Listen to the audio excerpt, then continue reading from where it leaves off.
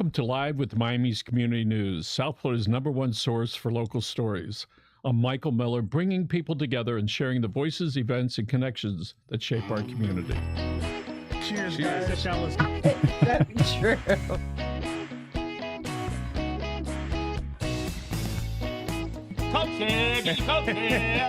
I'm all in to be the Miami-Dade County mayor. That event. Tell everybody about it. What's next? What do we have to do? Thanks for joining us. Our guest today is Frank Calderon from Miami-Dade Solid Waste. Thank you for being Frank. Thanks for having me, Michael. So here we are. We've had a heck of a couple days with our rain and our wind. I was looking out the door the other day. It looked like 40-mile-an-hour winds. I saw some trees, big old ones, like falling on the street over there. Thanks. And we're going to get to pick up in a little bit as far as the bulky waste pickup. But I understand this is National Truck Drivers Appreciation Week. Yes. Okay. You guys got a lot of people that drive a lot of trucks. We do. More than 500. Well, if you count all vehicles, but as far as like that's their job, part of the job description to drive some type of vehicle, whether it's a truck or whether it's a crane truck or bucket truck or something of nature. Yeah, we have more than 500. So since they already know it's Appreciation Week, what did you do for them? I'm gonna post stuff on social media for them. We have we now have a person that's focused on social media, and she does really good videos and to recognize them. Yes, and I think that's what a lot of people want. Just pay attention to me, even if it's just 1 week out of the month, all right? And lots of these are men and women that drive those big trucks. Correct. And if somebody's looking for a job, any openings this week? No, and I checked. I made sure, not for truck drivers, not for us, but. Or not for any type of driving position, but I always advise people to check miamidade.gov/jobs, and you'll see all county jobs. And I will say that transit, I believe, had bus drivers. It was the one job I noticed involving drivers that was on the county thing. But we don't have at the moment, but there's always a need, so we announce it from time to time. And I think Alex, who's producing the show today, is going to put up your website address again. Well, for the jobs, it's miamidade.gov/jobs. For our department, it's miamidade.gov/solid waste. Okay, so put the solid waste on. Is that right? Yes. All right, he's going to look it up and have it up there in a second. So you want to discuss the financial remuneration they get for when truck drivers get hired?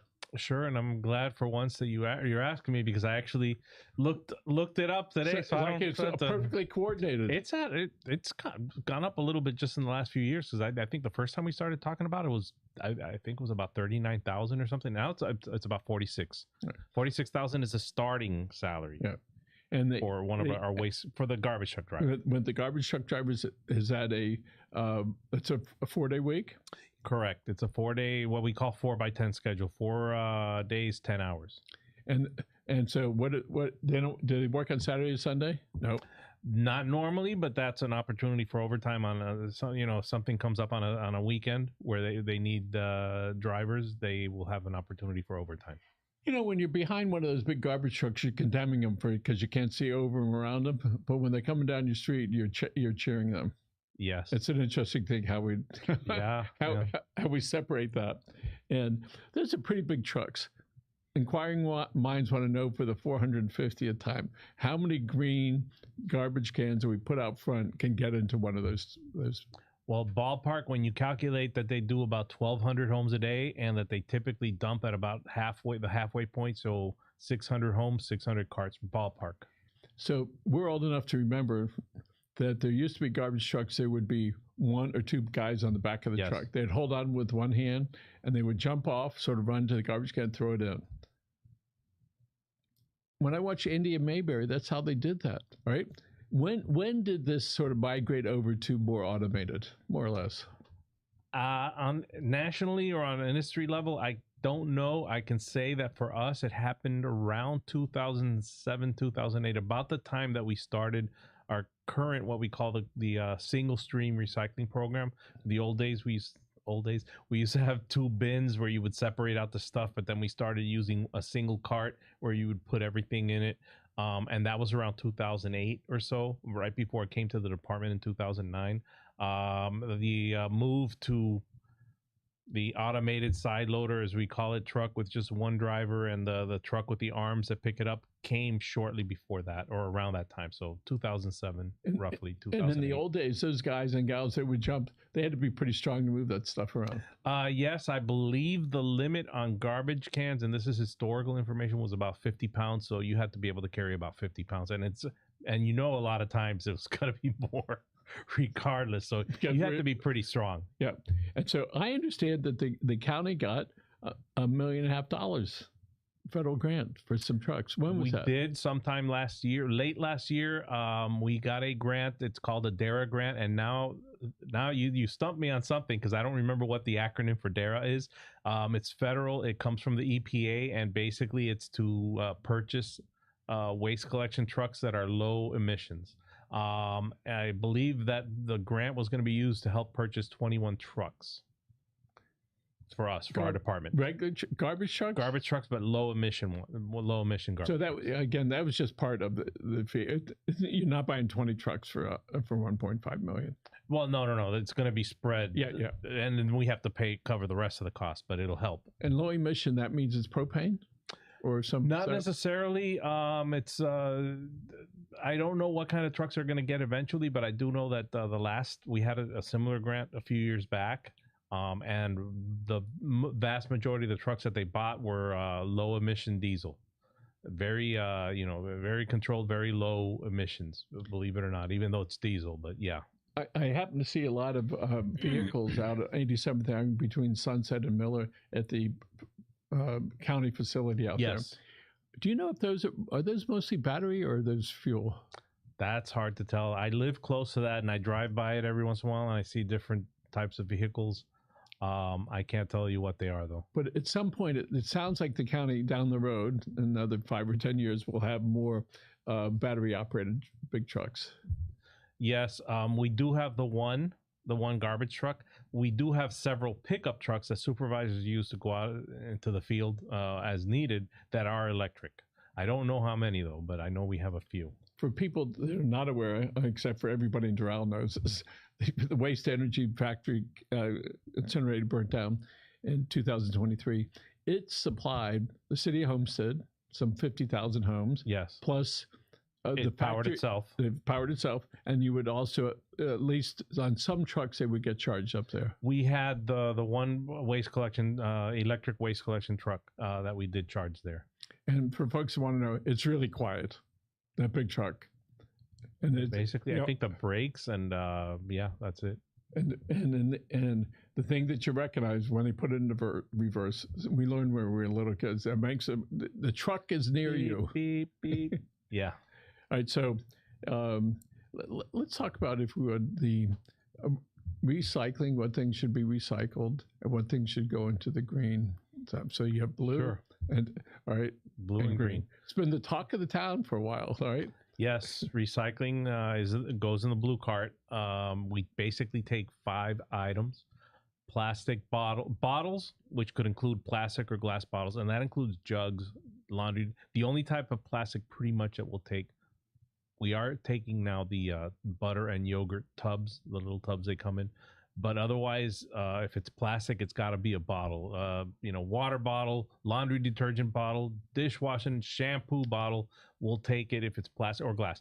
And then there's paper, there's cardboard, there's cartons like milk or juice cartons, or even broth is sold in cartons, and cans, aluminum and soda cans and steel food cans. There are most plastic bags. I think most plastic bags are not recyclable in Miami-Dade County, but other parts of the country there are. In other programs, but not in our program. But yes. So, are there some products other than the plastic bags that you guys don't take, but other venues throughout the state or throughout the country take?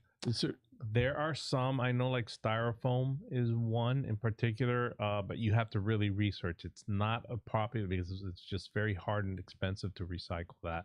But there are places that will take it. I don't even know if there's any places in town. Other materials that I can think of, I mean, the plastic bags, you can go to a lot of retail stores, grocery stores. They'll have, just check first, they'll have some type of receptacle out front. where they accept plastic bags. But again, I warn people, just check first. Don't go there with a bunch of plastic bags and then, find out that the place you went to doesn't take them. Check first, and then but you'll find that a lot of places do. So years ago, the folks that manufacture and or sell water in bottles, they changed it to a less thick, and they did that with the cans as well. Who drove that train for that to happen? That I don't know. I am guessing that is probably just environmental initiatives to try to, just and they went using to the fewer resources. And went to the manufacturers. Hey, can you make out of some different material because you use X million bottles a year, and we're going to save the planet? Or can you make it with less a thinner material? How maybe they had an engineer sit down and think about, or a couple of team of engineers thinking, how thin can we make? How can we make a can that still functions but is like the most minimal amount of metal in it? Those sort of things. And nowadays, you're lucky if it stands up straight, but we all got used to it. It's just the way it is. And by the way, one of the things we realized is that when we would give people bottles of water, most people took a sip or two. So we changed from the big ones to the little ones. Now they drink it all. Yes. Sounds like you've been through this routine. Well, see, my thing is that I'm a chugger. I'm not a sipper. So if you give me a big bottle, when you were talking about the big bottles that because of the thinner plastic, they don't stand up straight. I'll drink enough of the water right off the bat, usually, that it'll stand up straight without any problems for me. So, and in the old days, people used to recycle their phone books. I remember we used to get them. Yes. We would immediately put them in because we had 34 phone lines back then. They would bring us 34 phones. 34 phone books. Wow. 2 or 3, a white page and 1 or 2 yellow pages. Yeah, I remember. Oh my God, what a complete And those were recyclable, but they don't exist anymore. Now you just Google it or go online. And cardboard boxes, all right, dry ones, all right. So that means when people go to put their stuff into the green and to the blue thing, they should close the top. Yes. And put their stuff into there. So for simple guys like myself, the bottles, most of the plastic stuff, right? Old cardboard. I think there should be a museum for middle-aged guys that like to look at what single-use cardboard boxes that are going to be like destroyed in an hour. I look at these boxes, you got it open perfectly. Have you figured out how those boxes are sealed perfectly every time? Right? I don't know. It really is amazing. And I see that Amazon's really done a good job in shipping stuff whenever they can without a box in that other package. And I used to care. No, I want a cup. No, just get it to me so we can work on it together. All right. So, and if somebody wants to learn more about Miami-Dade Solid Waste, where can they go? Miami-Dade.gov/solid waste, our website. If you want to go specifically to the recycling pages, you can access the recycling pages from that. But if you want to go there specifically, you can go to Miami-Dade.gov/recycling. And I see on social media, specifically on Facebook, I see some of the short commercials, if you do, or information on there. So what's coming up with that? Well, we're gonna have stuff for National Truck Driver Awareness Week. If we don't already have, if it hasn't already, the first one hasn't been posted yet. There should be something coming up soon. And later in the week, we have, this is a special preview surprise. Okay, here you go, folks. On Friday. Breaking news coming up right here at Community News Network. On Friday, you're gonna see Talk Like a Pirate Day. Is it Talk Like a Pirate Day? Yes. Okay. Tell us about that. We're gonna have something for that. Okay. I'm afraid to look at it. So am I. I'm sorry, creator. All right. No reflection upon the good work that you do. All right. So when you have home chemical returns and you have those mobile places where people can come and drop that off, you typically have those where? At our trash and recycling centers, the 13, not all 13, some of them just don't have the space for it, but we've had them at various, just so that we can have a mix, have these events take place in different locations, bring it closer to our residents, our customers. So one of the things I've seen, recently is that when we don't continue to let viewers, customers know about the product or service that you or anybody else has to offer, it's out of sight, out of mind. And so I hope that next year when the new budget comes in, Mayor. All right, that the commission votes on it to put some money into public relations on the recycling, right? Because unless we're reminded, it goes away. It used to be the hip thing to do. Now that it's sort of moved mainstream, there's barely a conversation. And I think on the the chemicals, I think if people became a little more aware that there's something to do other than to dump it improperly, they might, do it. And or they can continue, or they can just use all of it up at one time. But since it is, we did pass the hurricane, the peak, right? Yes. But last week there were 40-mile-an-hour winds right out here, boy. That wind was really whipping it up. We passed the peak of hurricane season, but last week it was hard to tell. It almost felt like it between the rain and all that. So I'm sure some people had a little look of what it might be like with those palm fronds and the small trees being knocked over. No. So I know we've been discussing it. How many years have we been doing this show? I can't say. Did we start before COVID? Now that's how I measure everything now. Before COVID or after? I think we started before. So maybe like 5 or 6 years, something like that. BC, before COVID. All right, you're in. Before COVID, yeah. All right. So let's talk about hurricane season is still here. People need to watch it. All right. So tell us how people can book for the bulky waste, which is stuff they have left over in the yard that the county picks it up as long as you're a customer and, and you haven't exceeded your amount. But tell us about the amount and what they can do. Sure. The maximum amount that you can put out is 25 cubic yards. Before you put anything out, though, you need to schedule an appointment, whether you call 311 or do it online. You can do either one. You're allowed to place the stuff out there 3 days before your appointment day. It is the middle of hurricane season. As you know, the broken record comes out again to remind people that the best time to have done a bulky waste pickup was before hurricane season. The second best time is, well, right now I checked. There's something floating around the Atlantic. It may or may not. Hopefully it doesn't come this way. It's kind of expected not to, but check. You can go online and check and see, how far out the appointments are. Just the only thing I caution is that once something looks like it might come our way, the appointments are probably going to book really fast. So that's why, get it done now. Get it done before there's a threat. So 25 cubic feet. Cubic yards. A washing machine is how many cubic yards? About one. So imagine 25 of those. So you get 25 of those, right? Pretty much. And so you can, after you make your appointment, you can put it out in front of the yard. They can pick it up in a matter of a couple of days or a week.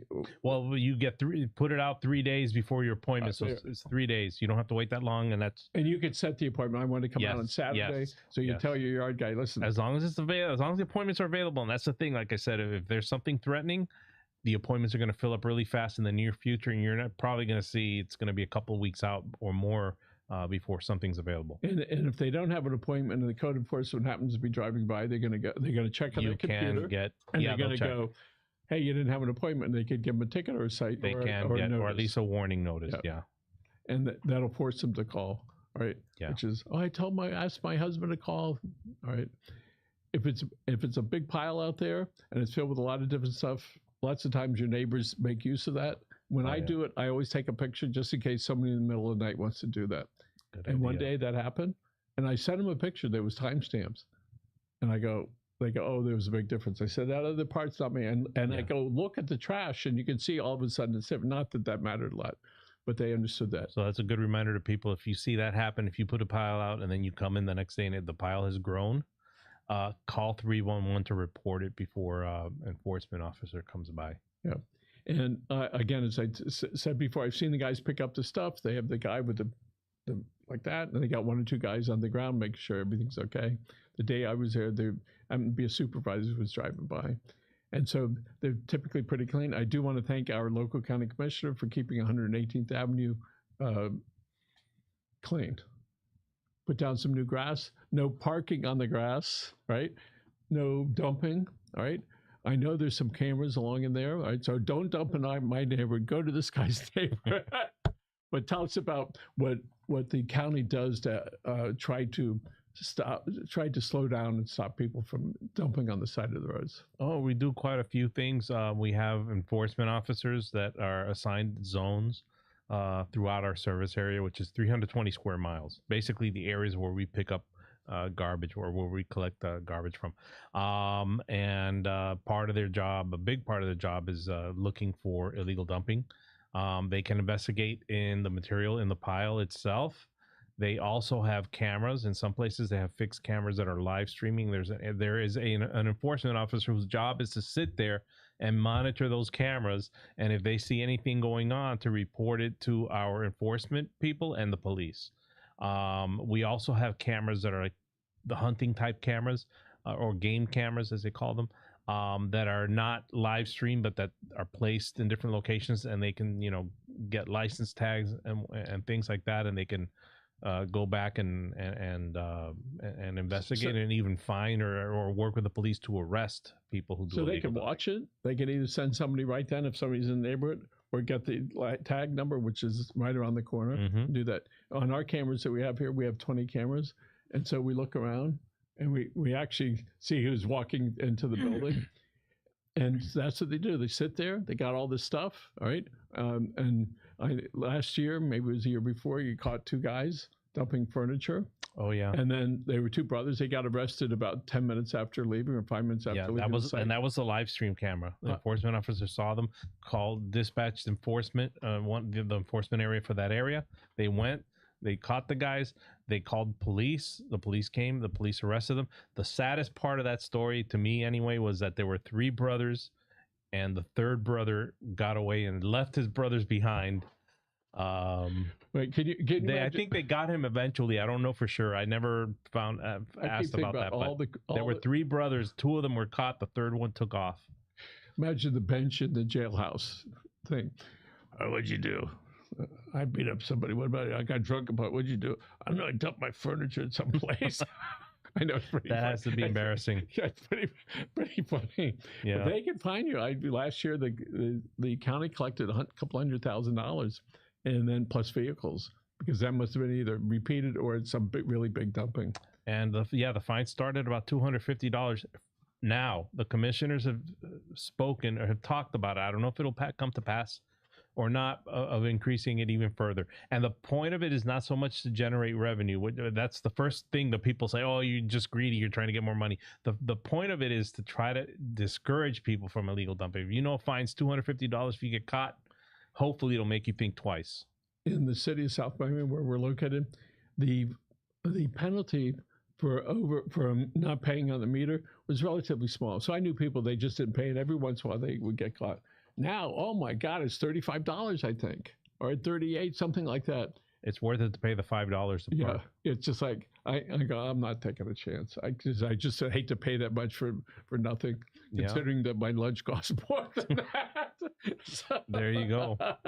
Okay, so here we are. It is almost Halloween. It's coming up, all right? Another month, and there's going to be a little bit of extra trash that's going there, and then we know.